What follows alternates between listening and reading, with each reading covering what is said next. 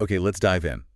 Think Yeah. about that moment, Yeah. stepping out on your own, first time, Yeah, heading off to college, maybe getting that first apartment. or just figuring things out after high school. Yeah. It's like this huge rush of freedom, right? But then panic sets in. Wait, how do we actually do all this stuff? Exactly. Suddenly you realize, wow, there are so many things, like essential life skills that school just didn't cover. Nope.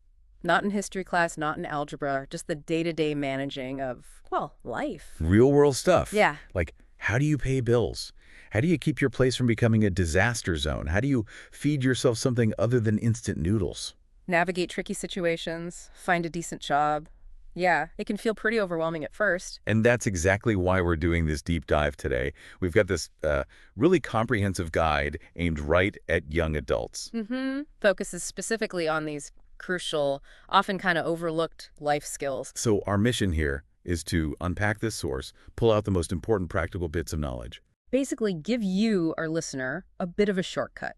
Get the key takeaways without having to wade through everything yourself. We'll touch on managing money, running a home, health, relationships, staying organized. And even getting that career started, it's a pretty wide scope. It really is. It's all about giving you that foundation, that confidence as you navigate being independent. Fewer facepalms, hopefully. Let's hope so. So let's just jump right in. Okay. All right, where else do we start but the absolute bedrock? Money. Managing it, understanding it. Yeah, the source is super clear on this. Getting a handle on your money now, probably the most critical skill you can build. Sets the stage for everything else, doesn't it? It really does. And budgeting, it's not just about saying no to things. It's fundamentally about tracking, knowing where your money actually goes. Understanding your habits, which helps you avoid overspending, sure. But it's also your roadmap for the future. Planning, saving for goals. Right, like that car or a down payment someday. Yeah. And that emergency fund the source keeps mentioning. Oh, that's huge. That safety net is, well, they say it's non-negotiable, and you need it. So how do you actually make a budget? The source lays it out step by step, right? Pretty simply, yeah. First, figure out your total income. All of it. Monthly. Wages, side gigs, maybe allowance, whatever's coming in. Exactly. So say you make, I don't know, $800 waiting tables and get $200 helping someone out. Your income is $1,000. Okay, simple enough. Then the hard part. Tracking expenses. Everything. Every coffee, every bill, every little subscription. Use an app, a spreadsheet, even a notebook to start. That's the bit that can be enlightening. Painfully so sometimes. Huh. Yeah, it can be an eye-opener. Once you have income and expenses, you compare them. If expenses are higher, you got to cut back somewhere. Right. If income's higher, great. That's your chance to save or invest. And build that emergency fund right into the plan. Don't treat it as an afterthought. And the source says be patient. Like, Wow. it takes time to get it right. Crucial point. Your first attempt won't be perfect, and you have to revisit it, tweak it regularly. Life changes, income shifts, rent goes up. Exactly. Your budget isn't set in stone. It has to adapt with you. Okay, so you've got income figured out, you know you need a budget, but where does the money actually live? Let's talk banking basics. Yeah, choosing and opening an account. Don't just walk into the first bank you see. Shop around. Look for what? Incentives, low fees. All of that. Any sign-up bonuses? What are the monthly fees? ATM fees? Overdraft fees? Those can bite you. Any perks? Like higher interest on savings, maybe? Or discounts? Online versus a physical branch. Right, think about what you actually need. Opening one is usually pretty straightforward. Online form, show some ID, maybe make an initial deposit. Yep. But here's a habit the source really hammers home. Read your bank statements. Not just glance at the balance. No, really read them. It's how you track spending patterns, spot weird charges, and catch potential fraud fast. Ah, and you see all those regular payments going out too. Exactly. Which leads nicely into understanding those different payment types the source breaks down. Standing orders, direct debits, recurring payments, they can be confusing. They sound kind of similar. What's the key difference? Good question. A standing order. You set it up, you tell your bank, pay this specific amount to this person on this date. You're in control, you can change it, cancel it anytime. Okay, like maybe paying rent manually if your landlord doesn't do direct debit. Perfect example. Now, direct debits, the company you're paying sets those up, with your permission, of course. They pull the money from your account. Right. And the amount can vary, think utility bills, phone bills, gym memberships. To change or cancel these, you usually need to go through the company. Got it. Company controls direct debits. And the last one, Recurring payments. These are tied to your debit or credit card number, not directly to your bank account details in the same way. Ah, like streaming services, app subscriptions. Exactly. You give the merchant permission to charge your card regularly. If your card expires or you get a new one, these payments might stop unless you update the card details with the merchant. That's a really helpful breakdown. Hmm. Okay, beyond the mechanics, what are some practical tips from the source for just managing money wisely day to day? Lots of good stuff. Avoid impulse buys. They suggest waiting a few days on bigger purchases. See if you still really want it. Set specific savings goals, not just save more. Right, like save $500 for a weekend trip or build a $1,000 emergency fund. Makes it more concrete. And the classic, pay yourself first. Absolutely. Automate it if you can. Set up a transfer to savings right after you get paid, before you pay bills. Even if it's small, it adds up. The source suggests aiming for 20% of income. That seems high for some. It's an aim, a target. Any amount is better than nothing. Start where you can. I like the advice about using cash or a debit card, especially when you're starting out. It forces you to spend money you actually have. Credit cards make it easy to slip into debt if you're not careful. Definitely. The source also mentions buying used for big-ticket items. Yeah, cars, furniture, even clothes sometimes. Garage sales, consignment shops, online marketplaces. Saves a ton. Skip the unnecessary upgrades. That slightly newer phone model can probably wait. And definitely cancel subscriptions you aren't using. Check those statements. And a big one for mental well-being. Deal with financial stress. Don't ignore it. So important. Face it head on. Talk to someone. Make a plan. The guide also throws out ideas for making a bit of extra cash. Yeah, things like side hustles, use skills you already have, freelance writing, graphic design, walking dogs, whatever. Sell stuff you don't need online. Start a blog. Maybe online surveys. Tutoring, participating in online surveys, even just starting a savings challenge with friends for accountability. Lots of options. Okay, managing what you have, making a bit extra. Yeah. But sometimes borrowing money is necessary. The source acknowledges this, right? Debt isn't inherently evil. No, it's a tool. But like any tool, it needs responsible handling. Credit cards are super common. Handy for building credit history, maybe getting points or rewards. True. And they often have an interest-free period if you pay the balance in full each month. But if you don't pay it off. That interest gets you, the APR annual percentage rate. Right. That's the cost of borrowing, expressed as a percentage for the year. A 12% APR on $100 means $12 interest over the year, roughly. But credit card APRs, the source warns they can easily be over 30%. Ouch. That's incredibly expensive money. It really is, plus fees sometimes. For borrowing over a longer period, the source suggests overdrafts or loans might be less costly than revolving credit card debt. An overdraft is. Basically, the bank lets you spend a bit more than you have in your account, up to an agreed limit. It's a short-term loan, usually comes with fees and interest, but can be an emergency buffer. And a loan. That's borrowing a fixed amount from a lender, which you pay back in regular installments, including interest, over a set period. And then the big one, a mortgage for buying property. Yeah, that's usually the largest loan someone takes. The property itself acts as security for the loan. How much you can borrow depends heavily on, well, everything, right? Income, expenses, job stability, and critically, your credit history. Huh? Lenders look really closely at your debt-to-income ratio. Explain that ratio again. It's your total monthly debt payments divided by your gross monthly income. For housing debt, mortgage principal, interest, taxes, insurance lenders often like to see that ratio below, say, 31% to 36%. So if you make $3,500 a month before taxes, your total housing cost should ideally be under about $1,100 to $1,260. Gives you a ballpark. Exactly. It helps ground your expectations. And putting down a larger down payment means borrowing less, which lowers your monthly payments and the total interest you pay over years and years. Mortgage calculators online are great for estimations. All this borrowing activity impacts your credit profile, your credit score. Yep. It's basically a number that tells lenders how risky it might be to lend you money. It's based on your track record. What types of credit you've used, how long you've had them, and crucially, how reliably you've paid them back. Exactly. A better history means a higher score, which usually means better interest rates and terms when you borrow later on. And the source gives tips to improve that score. Definitely. Number 1, pay all your bills on time, every time. That's the biggest factor. Check your credit report periodically for errors. They happen. Yes. Dispute any mistakes. Also, try not to use too much of your available credit. Keep your balances low compared to your credit limits, ideally below 30%. And keeping older accounts open can help. If they're well managed, yes. It shows a longer history of responsible credit use. Okay, last thing in this money section, but super important today. Avoiding fraud and scams. Ugh, yes. Fraudsters are everywhere, targeting everyone. They use fake websites, calls, email, social media. Very sophisticated sometimes. The source lists common types. Phishing. Fake emails or texts trying to get your info. Phishing is the same, but via voice calls or messages. Social engineering.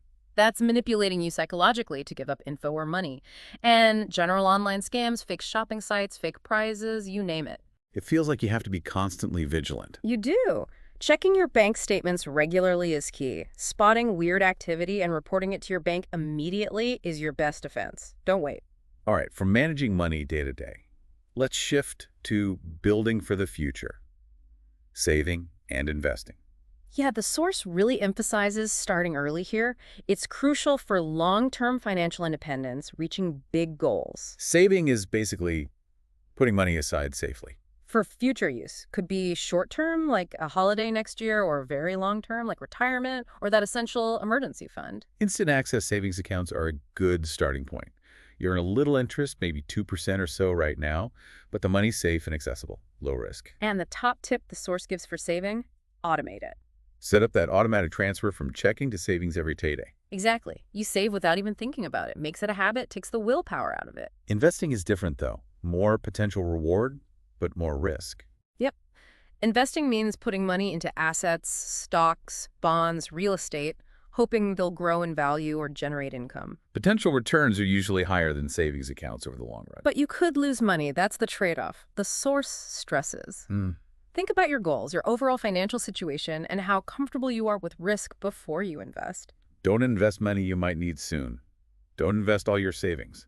Definitely not. And maybe you get some advice from a financial advisor, especially when starting out. Saving is generally for shorter-term goals, investing for longer-term goals where you can handle some ups and downs. And this is where we get into compound interest, the magic part. Huh. It really is powerful. It's your interest earning more interest. Your money starts growing exponentially over time. That classic example, $1,000 at 5% compound interest. Year one, you have $1,050. Right. But year two, you earn 5% on $1,050, so you end up with $1,102.50.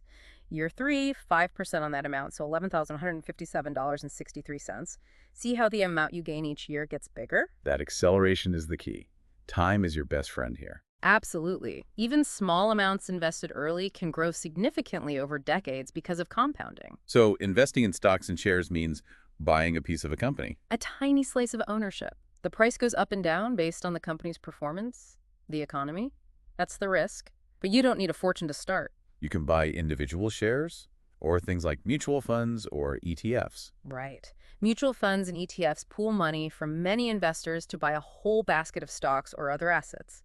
This spreads your risk out so you're not betting everything on one company. No guarantees, obviously. None at all. But the source emphasizes the importance of your time horizon. The longer you plan to keep your money invested, the more likely you are to ride out market downturns and benefit from overall growth and compounding. Starting early gives you that crucial time. Okay, so how does someone actually, start investing? What are the steps? First, figure out how much you can realistically afford to invest. Money you're comfortable not touching for at least 5 years, preferably longer, and, crucially, money you could afford to lose in a worst-case scenario. Then choose your investments. Do some research. Yep. Then open a brokerage account. That's the platform you use to buy and sell investments. Then make regular contributions. Consistency matters. And maybe the hardest part for many people. Staying invested for the long haul. Patience. Discipline. Don't panic and sell when the market drops. That often locks in losses. The source quotes Warren Buffett, right? Be fearful when others are greedy. And greedy when others are fearful. It's about trying to stay rational, not letting emotions dictate your investment decisions. Avoid checking your portfolio every single day. It'll drive you crazy. Good advice. Okay, from growing your money to having a place to live, let's talk renting a home. Often the first step into independent living for many people. You live in a property owned by a landlord, pay rent, sign a lease. Usually for 6 months or a year. Typically, yeah. Yeah. So what do you need to know when you're looking? Research is key. Not just the apartment itself, but the neighborhood too. Is it convenient? Safe? Location, location, location. The source really highlights that. Think about your commute to work or college. And roommates. Big consideration. Definitely. Sharing can cut costs significantly, but the source stresses compatibility. You're signing a legal contract together, potentially for a whole year. Choose wisely. Costs are a huge factor beyond just the monthly rent check. Oh, yeah. Figure out your total budget. What's included in the rent? Utilities like heat, water, electricity, often they're extra. And the upfront costs can be hefty. Security deposit. Usually equal to 1 month's rent, plus the first month's rent itself. So if rent is $2,000 a month, You might need $4,000 cash just to get the keys. Wow. it's a big chunk of change to save up. Also, know who your landlord is, an individual owner, a big management company. And that lease agreement. Yeah. It's important. It's a legally binding contract. Read every single word, understand the terms, rent amount, due date, lease length, rules about pets, guests, repairs. Ask questions if anything's unclear. Keep a copy somewhere safe. And the inventory list when you move in. Crucial. Go through it room by room, comparing it to the actual condition. Note down any existing damage, scratches, stains, broken items. Take photos. This protects your security deposit when you move out. Okay, so you're moved in. What are your responsibilities as a tenant? Keep the place reasonably clean and tidy. That's just basic respect. Report any problems or needed repairs to your landlord promptly. And pay your rent on time. Every single time. The source warns late payments can eventually lead to eviction. If you foresee trouble paying 1 month, talk to your landlord before the due date. They might be willing to work out a plan. Don't just ignore it. Plus paying your own bills, electricity, water, internet, maybe cable. Yep. Get those utilities set up in your name as soon as you move in. The source suggests looking into bundle deals for internet and TV to potentially save some money. All right, let's move into the kitchen. Cooking and food skills. The source calls this essential, and I totally agree. It really is. Cooking at home saves money. It's generally much healthier than eating out all the time. Plus, it's a great life skill. Can be enjoyable. You can impress people. Totally. And it helps build healthy eating habits for life. The guide even has a glossary of basic cooking terms. Sautéing, braising. Roasting, blanching, poaching, grilling. Yeah, knowing what those mean makes following recipes way less intimidating. And reading a recipe itself is a skill, isn't it? Definitely. You need to understand the ingredients list, the quantities, what tools you'll need, like does it call for a food processor, and do you know what that is? And then follow the step-by-step directions. The source really stresses. Follow the steps, especially when you're learning. Don't wing it too early. What about essential kitchen skills and tools to start with? Absolute basic. Wash your hands. Food safety first. Then, learn how to measure ingredients accurately. Liquid measuring cups for liquids, dry measuring cups for flour and sugar. And a kitchen scale is great for baking or more precise recipes. Knives are key. The source suggests a basic set. A paring knife for small tasks, a chef's knife for general chopping, maybe a bread knife. And keep them sharp. Counterintuitive? Maybe. But the source says a sharp knife is a safe knife because it's less likely to slip. You need a cutting board, wood, or plastic. Keep it clean. The source even suggests using different colored boards for raw meat versus vegetables to avoid cross-contamination. Smart tip. Pots and pans, a few different sizes. Basic utensils like spoons, spatulas, tongs. Yep, made of durable materials that can handle heat. Stainless steel, wood. Okay, a big motivator. Cooking on a budget. Huge savings compared to takeout or eating out constantly. The #1 tip. Plan your meals for the week. Write down what you'll eat each day. Stops impulse buys at the grocery store. Exactly. And helps you use up ingredients before they go bad. Make your grocery list based on that meal plan. Cooking in bulk is another good strategy. Yeah, make double or triple batches of things like chili, soup, or pasta sauce. Portion it out, freeze some for later, saves time and money. Shop the sale sections, look for deals. But only buy what you'll actually use, even if it's cheap. Avoid heavily processed foods. They're often expensive and less healthy. Use fresh ingredients when you can. And use your leftovers. The ultimate budget meal. Perfect for lunch the next day. Compare prices between brands. Store brands are often just as good and way cheaper. Buy staples like rice, pasta, oil in bulk if you use them often. And seriously, pack your own lunch for work or college. Brown bagging saves a fortune. Storing food properly also saves money by preventing waste. Basic rule. If it was refrigerated at the store, meat, dairy, keep it refrigerated at home. Use your freezer for longer storage meat, fish, veggies, those bulk meals. Use freezer-safe containers or bags. Dry goods like pasta, rice, flour. Cool, dark place like a pantry. Airtight containers help. And always, always pay attention to expiration dates. Making that grocery list seems key to pulling all this together. It really is. Prevents forgetting things or buying stuff you don't need. The source has 3 golden rules for list making. Okay, what are they? Keep an ongoing or out of list somewhere handy, like on the fridge. Keep a mental or written inventory of staples you already have. And most important, write your weekly meal plan first. Then compile the final list from those 3 sources. Smart.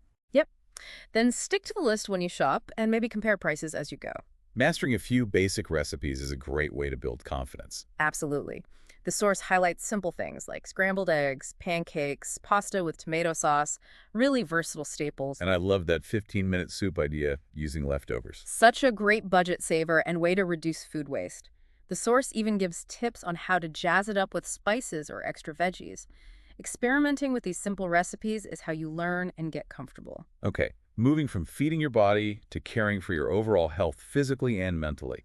Living a healthy lifestyle. So vital. It impacts your energy levels, your ability to cope with stress, your long-term health outlook, stronger immune system too. The source starts with energy needs talking about calories. Calories are just units of energy from food and drink. Your body uses them for literally everything: breathing, blood circulation, digestion, thinking, moving. The general recommended daily intake is around 2,500 for men, 2,000 for women. But that's a very rough guide. It varies massively based on your age, weight, activity level, metabolism. And where does this energy come from? The nutrients in food. Right. The main energy providers are carbohydrates, break down into glucose for fuel, found in grains, pasta, fruit, veg, but also sugary foods. Fats, concentrated energy needed for hormones, cell membranes, absorbing certain vitamins. Yeah, vitamins A, D, E, K, K.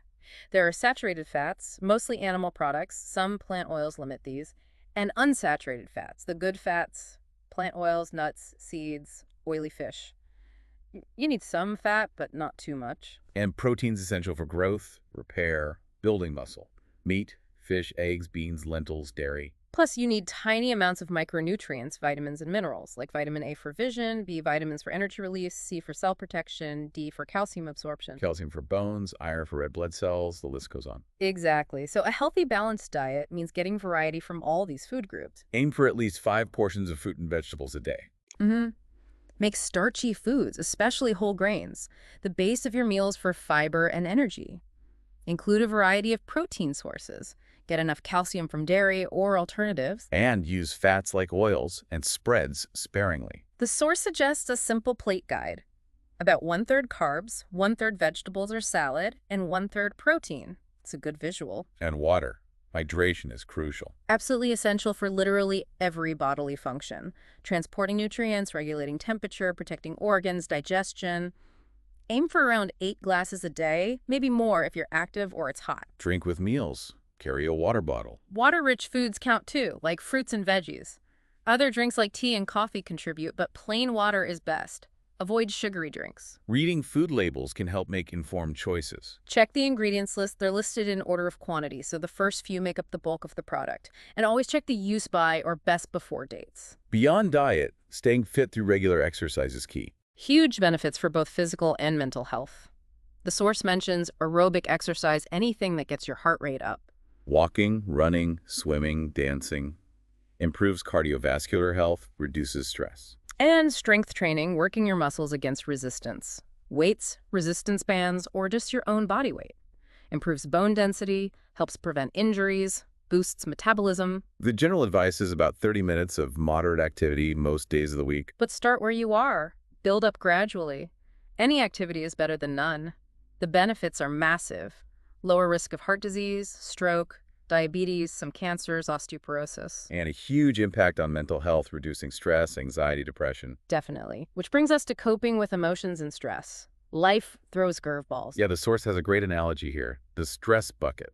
I like that one too. Imagine all your daily stresses, work deadlines, relationship issues, money worries, little annoyances dripping into a bucket. Eventually it fills up and overflows. Right. That's when you feel overwhelmed, anxious, irritable, exhausted. The key is finding healthy ways to regularly empty or put holes in that bucket. What are some ways the source suggests? Exercise is a big one. Releases endorphins, natural mood boosters, relaxation techniques like deep breathing, yoga, meditation. Spending time in nature, connecting with loved ones. Yes.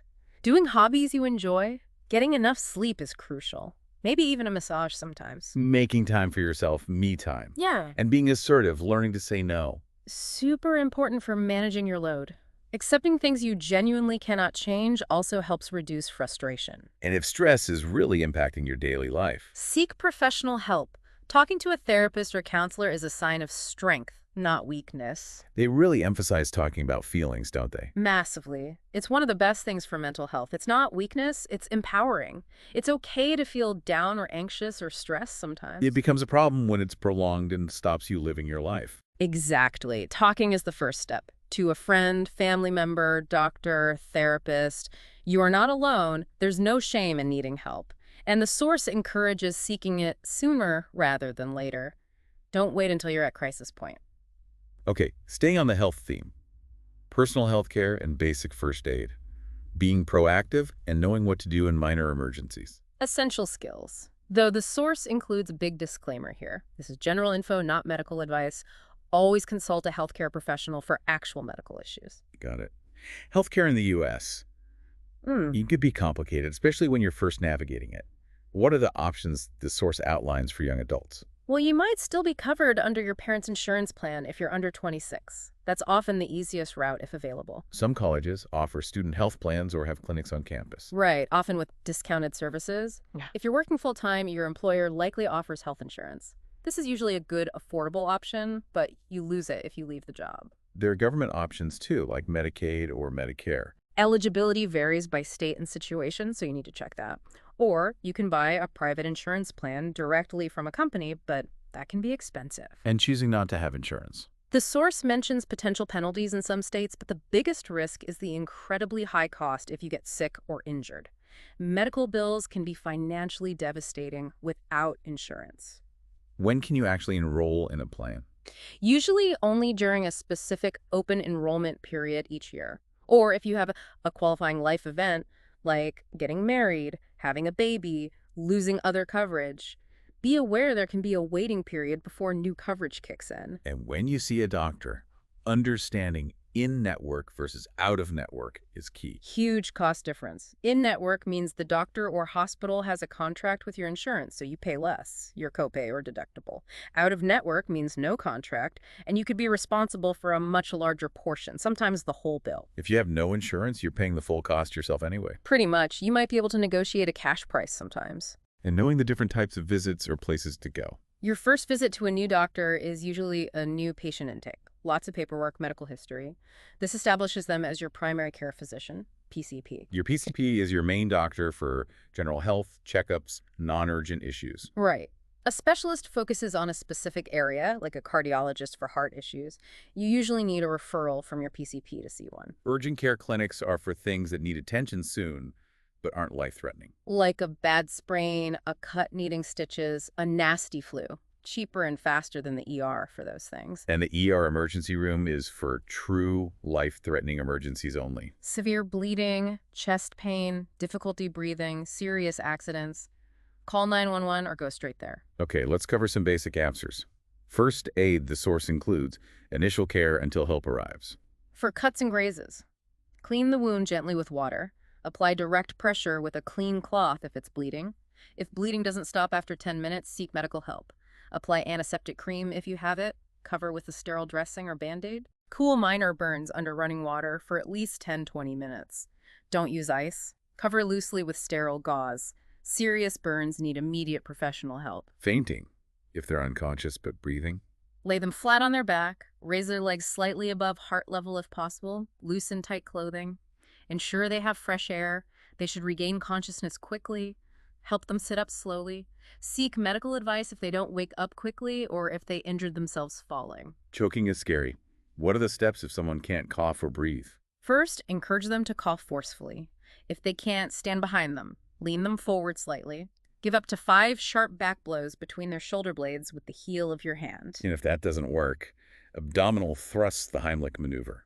Right. Stand behind them, wrap your arms around their waist, make a fist with one hand and place it slightly above their navel, thumb side in. Grasp your fist with your other hand. Give quick upward thrusts into their abdomen.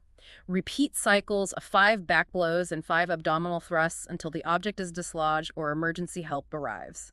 Be prepared to start CPR if they become unconscious. Sprains versus broken bones. Both hurt, but a break is more serious. If you suspect a broken bone, obvious deformity, severe pain, inability to move the limb, call for emergency help or get them to the ER safely. Try to keep the limb still and support it. Don't try to straighten it. And for a suspected sprain, ligament injury. Think Ricey A. Rest the injured part. Wrap ice or frozen peas in a towel. Apply for 15-20 minutes every couple of hours. Compression wrap with an elastic bandage. Snug but not cutting off circulation. Elevate the limb above heart level to reduce swelling. Over-the-counter pain relievers can help. See a doctor if pain is severe or doesn't improve in a couple of days. The recovery position vital if someone is unconscious but still breathing normally. It keeps their airway open and prevents choking. Kneel beside them. Place the arm nearest you out at a right angle, palm up. Bring their other arm across their chest, back of hand against their cheek. Grab their far knee and bend it up, foot flat on the floor. Roll them towards you onto their side by pulling that bent knee. Position their top legs so hip and knee are bent at right angles. Tilt their head back gently. Lift the chin to open the airway. Check breathing regularly. Stay with them until help arrives. Knowing these basics can really make a difference. The source also recommends having a first aid kit at home. Definitely. You can buy one or build your own. Essentials include Band-Aids of various sizes, sterile gauze pads, adhesive tape, bandages, roller and triangular, antiseptic wipes or solution, pain relievers like ibuprofen, acetaminophen, thermometer, tweezers, scissors, maybe Byston cream, antihistamines. A basic first aid manual is helpful too. Add personal medications, emergency numbers, insurance info. Okay, shifting from personal health to relationships, family, friends, partners, colleagues, the source emphasizes how important these connections are. Hugely important for our overall well-being. But they need nurturing, making time, communicating well, resolving conflicts constructively. It takes effort. Building new relationships often starts with that first impression. Yeah, the source has simple tips. Be polite, friendly, dress appropriately for the setting, be on time, smile, make eye contact. Try to be positive. Have a few easy conversation starters ready. Good manners, both in person and online, go a long way.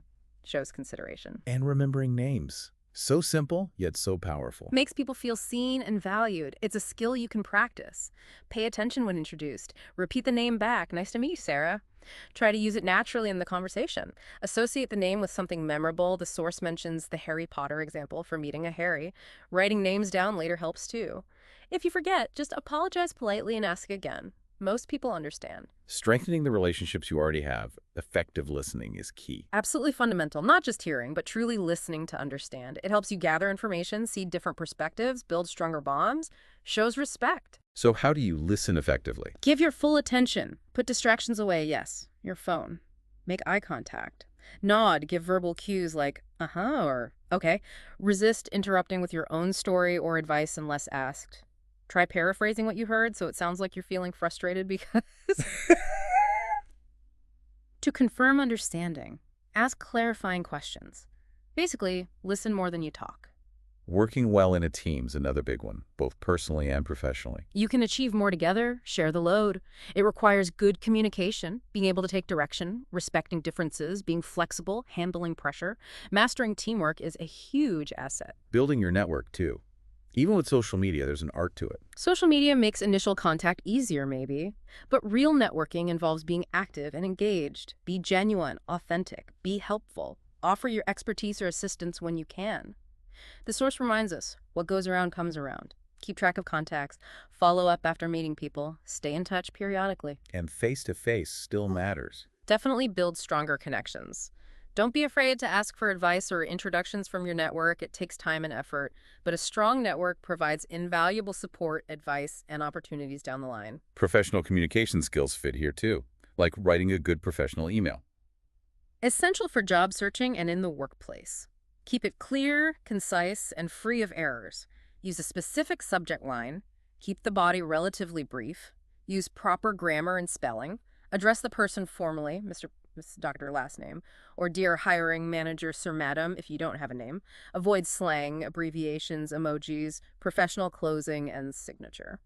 On a more personal note, the source reminds us not to forget our closest relationships, celebrating family, remembering birthdays. Simple gestures that show you care. Use a calendar, set phone reminders, make a list. Get creative with gifts. Sometimes something thoughtful or homemade means more than expensive stuff. And finally, the source touches on the foundations of healthy relationships. What are those key ingredients? There's no single formula, but healthy relationships generally share mutual respect, trust, open and honest communication, mutual support, and equality. Both people feel valued, safe to express themselves, supported in their individual goals, and share decision-making and effort. The source emphasizes you deserve respect and equality in all your relationships. Okay, let's get back to the practicalities of living space. Managing a home. More than just cleaning. Repairs, maintenance, using appliances correctly. Yeah, knowing how to handle this stuff saves money and hassle. Let's start with common appliances. The oven. Preheat it. Set the temperature according to the recipe. Adjust the racks before heating. Try not to open the door, too much heat escapes. And never leave it unattended when on. Dishwasher. Read the manual. Scrape off large food bits first. Load it properly so water sprays can reach everything. Use the right detergent, right amount, don't overload. Choose an appropriate cycle. Eco mode saves energy. Clean the filter periodically. Washing machine. Check clothing care labels. Sort clothes by color and fabric type. Use the correct amount of detergent. Don't overload clothes, need room to tumble. Select the right cycle. Delicates, cottons, etc. Remove clothes promptly after washing to prevent smells and mildew. Tumble dryer. Again, check labels. Not everything can be tumble dried. Clean the lint filter after every single use. Seriously, lint buildup is a fire hazard. Spin clothes well in the washer first to shorten drying time. Don't overload. Use the right heat setting. Empty the water container if it's a condenser model. The source even has a tip for a homemade stain remover that works on carpets too. Useful. How about basic home cleaning? Why bother? And any tips? It's important for your health, reduces allergens, makes your space more pleasant. Develop a routine, maybe split tasks in a share house. The biggest tip, don't let mess pile up. Do a little bit regularly, wash dishes after eating, wipe counters. Invest in decent cleaning products. Can be helpful, but the source also encourages making your own. Vinegar, lemon juice, baking soda, cheaper, often more eco-friendly. They give recipes. Yeah, for a simple surface cleaner. Mix white vinegar, a few drops of essential oil, maybe some lemon juice, and water in a spray bottle. For windows, mostly water with some vinegar. Works great. Changing bedding regularly is important too. Every 1-2 weeks is recommended. Bacteria, dust mites. Yeah. The source walks through the steps. And making your bed daily simple habit makes the room feel instantly neater, can even boost your mood. DIY fixes. Unclogging drains can save a call to the plumber. For a sink. First, try pouring boiling water down carefully. If that doesn't work, use a plunger. Make sure it covers the drain hole completely. Pump vigorously. Or try the baking soda and vinegar trick. Pour baking soda down, follow with vinegar, let it fizz, then flush with hot water. And a clogged toilet. Plunger is usually best. Get a good seal over the hole, give a gentle first push to remove air, then plunge firmly up and down. Can also try toilet-specific drain cleaners or the baking soda vinegar method, followed by hot, not boiling water. Basic sewing repairs, like sewing on a button. Handy skill. Totally. Saves clothes, saves money. The source gives clear steps. Thread needle, not end. Go up through fabric, through buttonhole, down through another hole and fabric. Repeat several times. Not securely on the back, snip thread. Done. Okay, organization and time management, these feel like they connect everything else. They really do. Being organized saves time, stress, even money. No late fees. Having a system for your stuff and your time is crucial. Starting with your bedroom, especially if it doubles as study or workspace. Keep it clean and organized. Make it a sanctuary. Have designated spots for things. If you work or study there, create a dedicated workspace. A clear desk, not your bed. Minimize distractions. Storage solutions help. Shelves, bins. Definitely. Get clutter off surfaces. Small habits help. Make the bed, do a quick 10-minute tidy up each evening, prepare for the next day tonight, lay out clothes, pack your bag. Creating a productive workspace wherever it is. Key for focus. Keep it uncluttered, ideally used just for work study. Good lighting, natural if possible. Comfortable setup chair, desk height. Keep only essentials on the desk itself. Use drawers or shelves for other items. Organizing documents, bills, records, school stuff, it piles up. Fast. Get a simple filing system. Folders, labels could be a filing cabinet, could just be boxes or magazine files. Main categories, maybe subfolders. Label clearly. File new stuff promptly. Date it. Purge old stuff regularly. Backing up digital files. Everyone knows they should. But do they? So important. Protect against computer crashes, viruses, accidental deletion. Use an external hard drive, cloud storage, or both. Set up automatic backups if you can. Store the backup physically separate from your computer if possible. Check periodically that it's actually working. Okay, time management, the eternal struggle. It's a skill you practice. Use a diary, calendar app, planner, whatever works for you. Write down deadlines, appointments, tasks. Break big projects down into smaller, manageable chunks. Prioritization is key, knowing what to tackle first. Yeah, this is tough.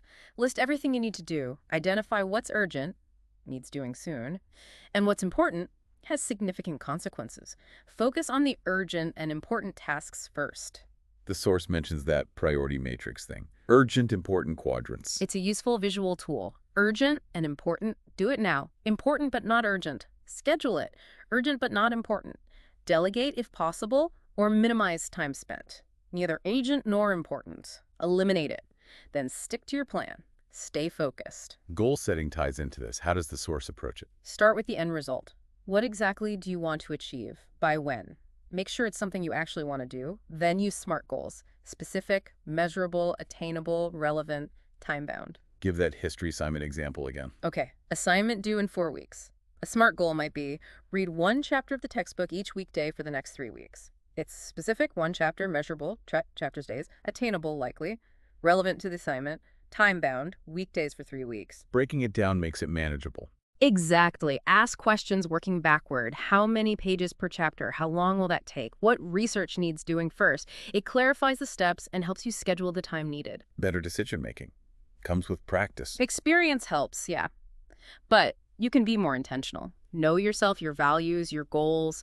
Slow down for big decisions. Gather information. Trust your gut, but be logical too. Be open to changing your mind if needed. Once you decide, act on it. Making choices is empowering. And a really crucial skill for managing time and preventing burnout. Learning how to say and no. So hard, but so necessary. It's easy to overcommit, especially when starting out. You want to be helpful. You don't want to disappoint people. But you can't do everything. Exactly, and that's okay. The source suggests being polite but firm. A simple, I'm sorry, but I can't take that on right now is often enough. You can offer a brief, honest reason if you want. My schedule is already full. Maybe offer an alternative. I can't do X, but I could help with Y later. It's about setting boundaries, protecting your time and energy. Yes. You have a right to say no, even to friends and family. You don't owe everyone your time. It takes practice, but it gets easier and it's incredibly freeing. Okay, final big section. Kickstarting your career. Finding that first job, getting ahead, can be daunting. Definitely competitive out there. The source stresses perseverance, keep trying, don't get discouraged by rejections. When applying, it's usually a resume or CV and a cover letter. Right. Your resume summarizes your skills, experience, qualifications. Keep it clear, concise, easy to read. Tailor it to each job you apply for, highlighting the most relevant things. What if you don't have much formal work experience yet? Include volunteer work, internships, relevant school projects, extracurricular leadership roles, anything that shows skills like teamwork, responsibility, initiative.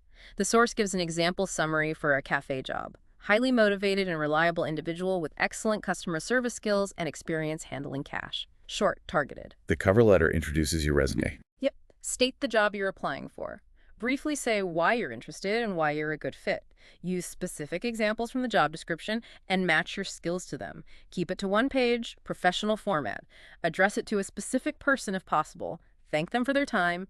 Express enthusiasm. If you land an interview, congrats. Now you need to impress. Preparation is everything. Research the company. What do they do? What are their values? Recent news. Understand the role inside out. Practice answering common interview questions. Tell me about yourself, strengths, weaknesses. Why do you want this job? What about the day of the interview? Dress appropriately. Usually better, slightly smarter than too casual. Arrive 10-15 minutes early. Have copies of your resume. Try to relax. And afterwards. Follow up. Send a thank you note or email. Yes, within 24 hours. Reiterate your interest. It makes a difference, helps you stand out. Okay, you got the job. Now, how to get noticed and maybe promoted. The source has practical advice. First, learn your job thoroughly and do it really well. Be reliable, meet deadlines. Show initiative. Look for ways to contribute beyond your basic duties. Volunteer for projects, especially challenging ones. Learn about the wider organization and industry. Be proactive. Have a can-do attitude. Ask your boss for feedback and clear expectations. And let your ambitions be known appropriately during reviews or check-ins. Express interest in growth opportunities. Act like a leader even before you are one. Exactly. Contribute ideas in meetings. Help colleagues. Be positive. Simplify problems. Maybe even mentor newer team members eventually. Dress professionally. Create your own opportunities. Take online courses. Yes, show you're invested in your own development. If promotion opportunities aren't available after you've proven yourself and had conversations, the source acknowledges you might need to look elsewhere. But having the right attitude and work ethic significantly improves your chances wherever you are. This all ties into self-improvement and lifelong learning, which the source calls a journey. It's not a destination. Always strive to learn new things, gain knowledge, develop skills, broaden your perspective. It's essential for career growth and just personal fulfillment. Investing in yourself. Exactly. It gives you more options, more control over your future. Set goals for your learning, seek out resources or mentors. Never stop being curious. And the source makes a distinction with life experience. Yeah, that comes from actually living, from trying things, from making mistakes and learning from them. It's gained through doing, not just reading. And the final thought from the source on all this. Just start. The journey begins today. Don't wait for the perfect moment. Good luck. Wow. Okay, that was a really comprehensive deep dive, wasn't it? We covered so much ground. From getting a grip on finances, budgeting, banking, saving, investing. To finding and managing a place to live, getting comfortable in the kitchen, taking care of your physical and mental health. Building and maintaining relationships, getting organized, managing your time, making decisions, and finally, navigating the start of your career. These really are those fundamental, practical skills the source highlights, the ones you need for everyday independent life, but maybe weren't explicitly taught. Hopefully, unpacking all this gives you, our listener, a solid framework and maybe a bit more confidence as you move forward. Remember, these aren't skills you master overnight. It's an ongoing process of learning and practicing. You'll get better with time and experience. And speaking of experience, the source suggested it often comes from living life and, yes, making mistakes. So here's a final thought to mull over. Of all these areas we talked about, money, home, health, relationships, organization, career, which one feels the most challenging or unfamiliar to you right now?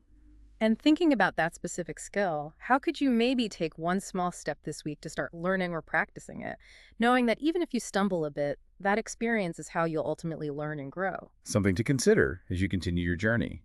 And maybe it sparks an idea for what area you want to dive deeper into next.